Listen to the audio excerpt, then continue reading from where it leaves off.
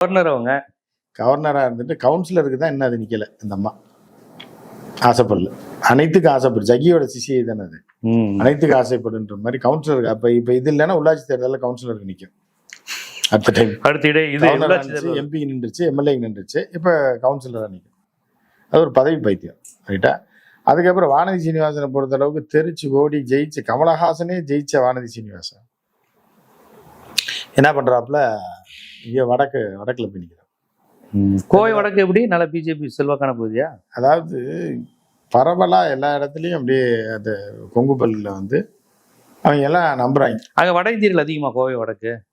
ஏன்னா Kovai தெற்குல north Indians அதிகம், அதனாலதான் பிஜேபி கொஞ்சம் ஓட்டு வாங்குச்சுனாங்க. கோவை வடக்குல அதிகமா? வடக்குல எல்லாம் அதிகம் கிடையாது. மார்வாடி அதெல்லாம் கிடையவே கிடையாது. கவுண்டர் நாயுடு தான்.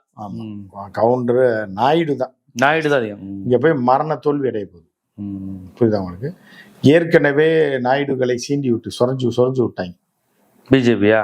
ஆமா, ஏற்கனவே நிர்மலா சீதாராமன் சொரிஞ்சு விட்ட சொரியில தான் அங்க போச்சு. அந்த நாயுடு கேட்டாரு அவர் நாயுடு. ஆமா, அவர்லாம் நாயுடு சங்கத்துல முக்கியமான ஆளு, டிசைடிங் ஃபேக்டர்.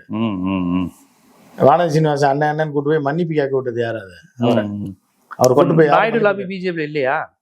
நார்த்ல காலி ஆயிருங்க. அவங்க பிஜேபி இந்துத்துவா வெறியா இருந்தா கூட தன்னுடைய இனத்தை சார்ந்த ஒருத்தரை ஒரு லேடி கூட்டு போய் மன்னிப்பு கேட்க, இன்னொரு லேடிட்ட மன்னிப்பு கேட்க வைக்கும் போது அவங்களுக்கு மான வெக்க ரோசா இருக்காதுன்னு நினைக்கிறீங்களா நீங்க? இத்தனையும் அவர் எதிர்த்து ஒண்ணு கேள்வி கேட்கலையே. கேட்காத ஒரு மனுஷனை, பவர்ஃபுல்லான மனுஷனை, ஹோட்டல் சங்க தலைவராக மிகப்பெரிய ஒரு இதுல இருக்கக்கூடியவர், கோயம்புத்தூர் சிட்டியை பொறுத்த அளவுக்கு நாயுடுகள் மத்தியில் மிகப்பெரிய லாபியிஸ்ட் அவங்க அப்பா இவர் எல்லாம். ஏன்னா கோயம்புத்தூர் சிட்டியே வந்து நாயுடு கண்ட்ரோல்ல தான் இருக்கு.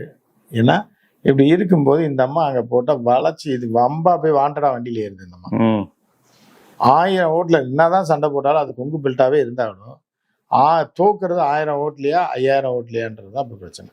வானதி சீனிவாசன் தோக்குறது எத்தனை வாரத்துல இதை தோக்க போறேன். இந்த மதுரையெல்லாம் அந்த ஒரு இது சொன்னாங்க, ஒருத்தனை சொல்லியிருக்காங்க. ஒரு அங்க அண்ணன் அழகிரி இருக்கும்போது ஒருத்தனை போய் மிரட்டிருக்காங்க, நீ சாகணும், ஆனா மருந்து குடிச்சு சாகரியா, தூக்கு போட்டு சாகரியா, இல்ல நாங்க கொண்டு சாகரியா, இல்ல நீயா கழுத்தறுத்து சாகரியா, அது நீயே முடிவு பண்ணி. ஆனா நீ சாகுற, ஆனா இந்த 4 சாய்ஸ் இருக்கு. நீ எப்படி சாக விரும்புறியோ அப்படி நீ பண்ணிக்க, இல்ல கிணத்துல குடிச்சு சாகுறதுனாலும் பரவாயில்ல. இப்படி 5 சாய்ஸ் ஒருத்தனுக்கு கொடுக்குறாங்க ஜனநாயக ரீதிப்படி. அந்த மாதிரிதான் வானதி. தோக்க போறீங்க நீங்க, 1000ல் தோக்குறீங்களா, 5000ல் தோக்குறீங்களா, படுதோல்வி அடைய போறீங்களா அப்படின்றதுதான் அந்த பிரச்சனை.